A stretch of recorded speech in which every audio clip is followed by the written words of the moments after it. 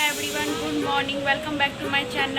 तो ये मेरा सेकंड पार्ट है। जैसे कि आपने पहले देखा कि हम लोग कैसे तीज की प्रिपरेशन किए, फिर उसके बाद विश्वकर्मा पूजा भी किए थे। तो आज है तीज, सबको हैप्पी तीज और चौरचन भी है। और चौरचन और तीज की बहुत ढेर सारी शुभकामना सबको मेरे तरफ से।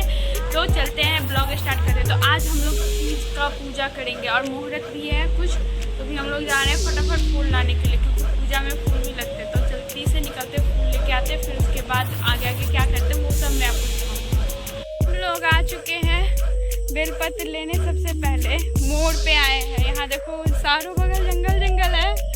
यहाँ पे जैसे लगता है कोई आता ही जाता नहीं है, आता जाता होगा।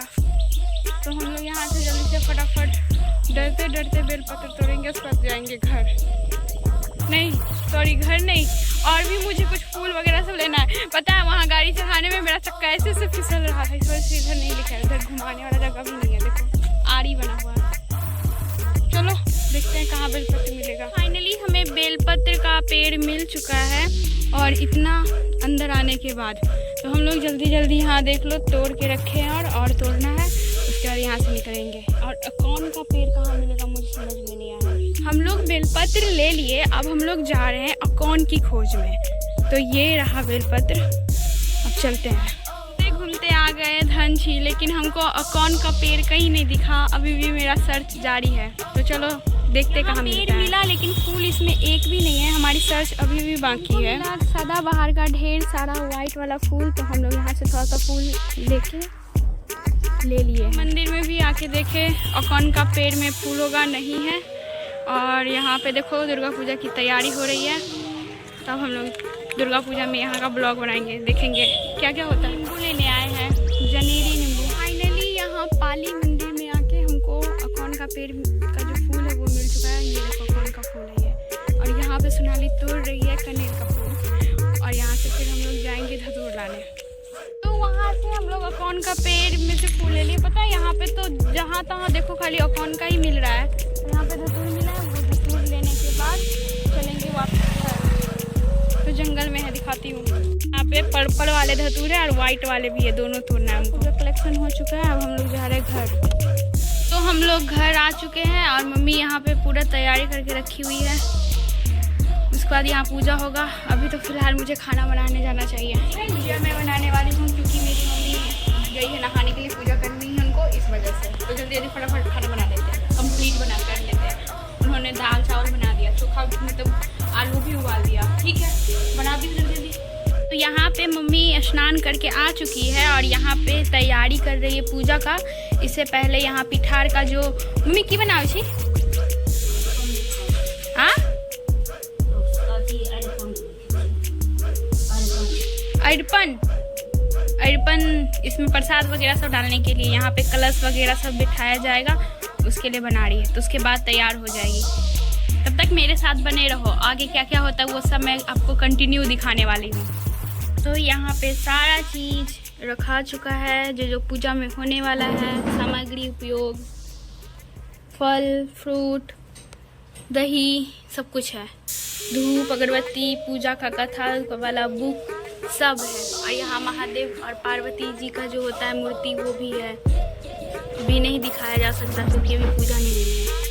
तो मम्मी यही साड़ी पहनने वाली है। चलिए मेरी मम्मी रेडी हो चुकी है। तो ये रही, कैसी लग रही है कमेंट करके ज़रूर बताना। इनका मेहंदी देखो कितना काला हुआ है। यहाँ पे फल फूल सब कुछ रखा चुका है, और मम्मी यहाँ आ रही है। जितना आप लोग देख रहे हो ये सब भोग लगाया गया है।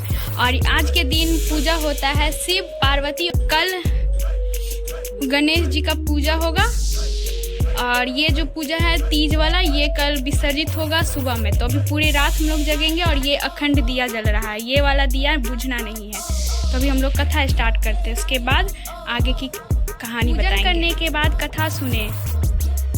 सूत जी कहते हैं मंदार की। तो यहाँ पे मैं तैयार होके आई थी, तो कथा सुनाना था, तो कथा सुना दी। और कथा में क्या क्या बोला जाता है वो भी बताऊंगी। पहले अभी आरती करवाऊंगी, उसके बाद मैं आपको बताऊंगी कि हरतालिका व्रत क्यों रखा जाता है, यानी तीज। तो मैं आपको सारा बात बताऊंगी।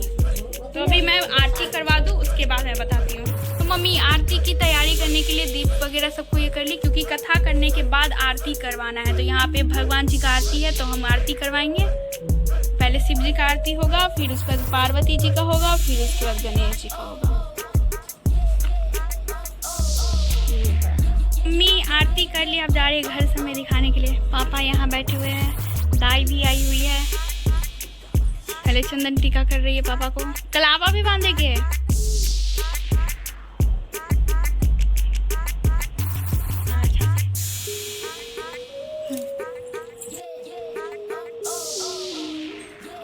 तो मम्मी पापा के हाथ में कलावा बांध रही है।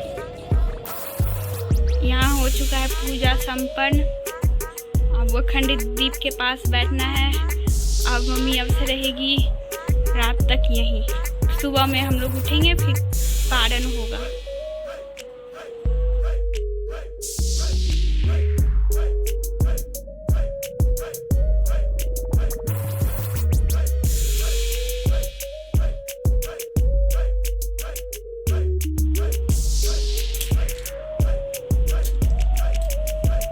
जब पार्वती और शिव जी की शादी हो जाती है तो उन्होंने बोला क्या, सो पार्वती जी ने बोला एक ऐसा व्रत का नाम बताओ जो सबसे श्रेष्ठ हो और आसान भी हो और ज़्यादा मेहनत भी नहीं हो और सब कुछ अच्छा हो। तो फिर पार्वती जी को शिव जी ने बताया कि मैं ये तुमसे प्रसन्न हो के मैं ये तुम्हें बता रहा हूँ, और ये करने से सारे जो सुहागन होते हैं उनके लिए क्या बेनिफिट सब है वो सभी बता रहा हूँ। तो फिर शिव जी ने मतलब बोला कि तुमने मुझे पाने के लिए एक उपवास किया था जिसका नाम था हरतालिका, जिसमें तुम्हारी सखिया ने तुम्हें हर के ले गया था और ऐसे वन में ले गया था जहाँ पे कोई आना जाना नहीं था, जहाँ गंगा नदी बह रही है, हिमालय पर्वत पे बर्फ जमा हो, ऐसे जगह पे जहाँ जल्दी लोग आना जाना नहीं करते, उस जगह पे वहाँ पे उनको लेके गए और वहाँ पे उन्होंने विधि विधान पूरा मतलब पूजा किया। और वहाँ पे क्यों गए वो मैं बताती हूँ।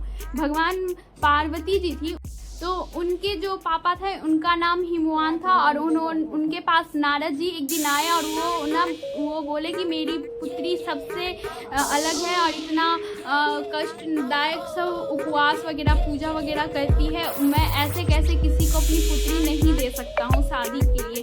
तो उनके कहने पे नारद जी आए और नारद जी कहे कि सबसे श्रेष्ठ भगवान ब्रह्मा शिव जी में सबसे श्रेष्ठ भगवान है विष्णु भगवान, तो विष्णु भगवान को आप अपनी बेटी दे दो। फिर नारद जी वहाँ से चले गए विष्णु भगवान के पास कि मैं आपके लिए एक रिश्ता लेके आया हूँ हिमवान की पुत्री पार्वती का, तो उनसे आपकी शादी होगी। और हिमवान भी बोल दी हाँ उन्हीं से होगी।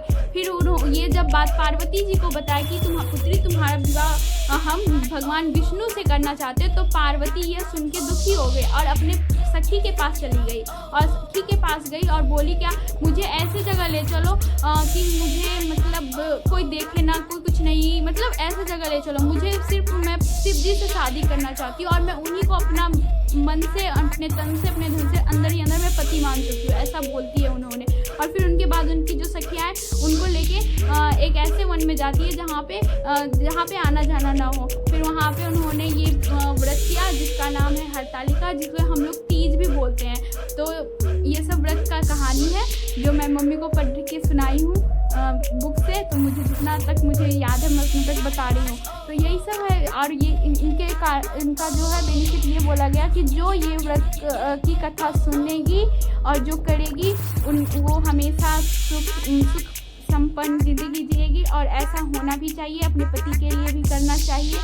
और एक बात बता देती हूँ, ये व्रत की कहानी जो है ना वो मुझे रियल लगती है, क्योंकि मेरे मम्मी पापा में भी बहुत प्यार है और हमेशा साथ देते हैं एक दूसरे की, यही बहुत ज़्यादा है। अब 5 ईयर से मेरी मम्मी ये तीज कर रही है, तो मुझे इसका बेनिफिट देखने को मिलता है कि मेरे घर में कभी भी किसी चीज़ की कमी नहीं होती और सुख शांति संपत्ति सब कुछ होता है। इसलिए मैं भी आप लोगों को बोलूँगी कि अगर आप मेरी वीडियो कोई वुमेन देख रही है तो आप प्लीज़ हरतालिका कथा मतलब हरतालिका व्रत करें। मेरी भी शादी होगी तो मैं भी कर लूँगी। तो यही सब है, इसमें बहुत सारा अच्छा लगता है मुझे। रात में मेहंदी लगाना, मम्मी को तैयार करना मुझे बहुत अच्छा लगता है, और जितनी भी पूजा का सामान है ना वो सब संभाल के लाना, फूल लाना, बेलपत्र लाना, ये सब मुझे हर साल बहुत अच्छा लगता है। मैं अपनी मम्मी का सारा हेल्प करती हूँ और मैं भी बोलूँगी करो, क्योंकि ये सबसे अच्छा चीज़ है। और आप सब ये भी रहोगे, व्रत करने से बहुत कुछ मिलता है। व्रत करने से इंसान का शरीर भी फिट होता है। हफ्ते में एक बार उपवास रखना चाहिए। और ये जो पूजा है इसको मैं बहुत मन से मानती हूँ। आप लोग को भी बोलूँगी, आप लोग भी अच्छे से मानो। आगे आगे आप लोग देखते रहना, हम लोग कितना मस्ती करेंगे इसमें। यहाँ पे हम लोग को ये दिया का भी रखवाली करना है, जो अखंड जलेगा। जब तक यहाँ पारण का टाइम नहीं हो जाए तब तक वो दिया को अखंड जलाना है। तो इसी वजह से हम लोग यहाँ रखवाली करेंगे।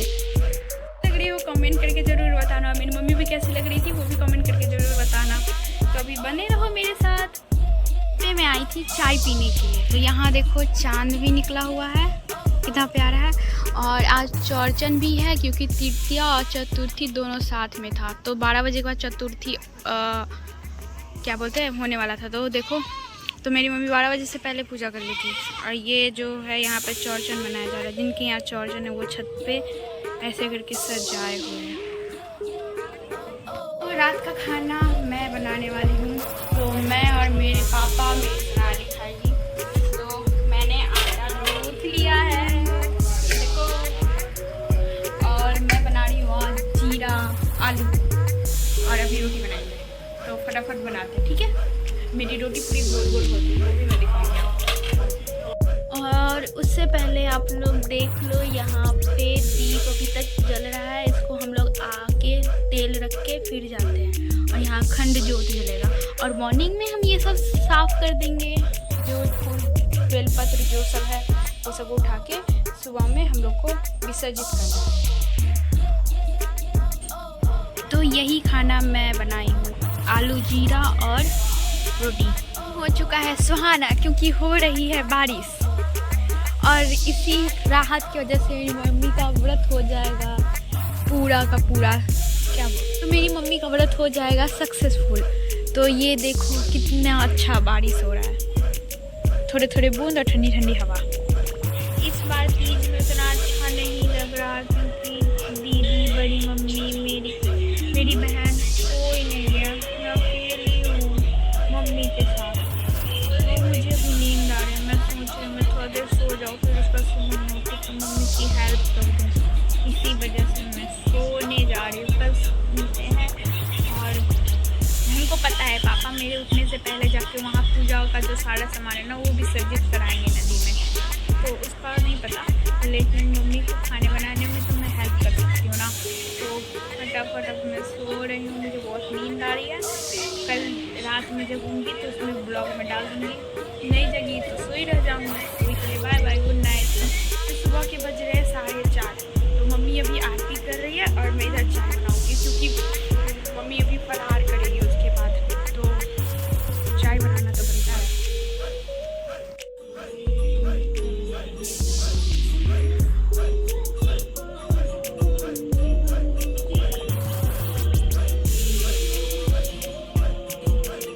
के लिए चाय बनाने के लिए हम चढ़ा दिए दूध और यहाँ पानी। सब विसर्जित करना है, इसलिए मम्मी सबको एक जगह इकट्ठा कर दी पन्नी में। पापा जाएंगे लेके, और यहाँ पे ये दान करने के लिए। तो चाय रेडी होने वाला है। देखो ये तारा कितना चमक रहा है, सुबह होने वाली है। लोग मेरी तरफ से प्रसाद खा लो। मैं दाल बना दी, ये सब जो है पकोड़े बनने के लिए काट दिए, और ये सब्जी बनने के लिए। तो मम्मी को इतना हेल्प कर दिया, अब बनाने की बारी है। चावल तैयार है, इधर पकोड़े तैयार है, इधर सब्जी तैयार है, इधर दाल तैयार। तो हम लोग का खाना बन चुका है। तो पकोड़े बनके तैयार है। सबसे पहले मैंने आलू का बनाया था। तो आज वाला ब्लॉग यहीं पे अब एंड करेंगे हम। तीज का जो व्रत था वो हो चुका है कंप्लीट। और हम लोग सुबह उठे, फिर उसके बाद चाय बना के पिए। तो अब ज़्यादा ब्लॉग खींचूँगी तो बहुत ज़्यादा लंबा हो जाएगा।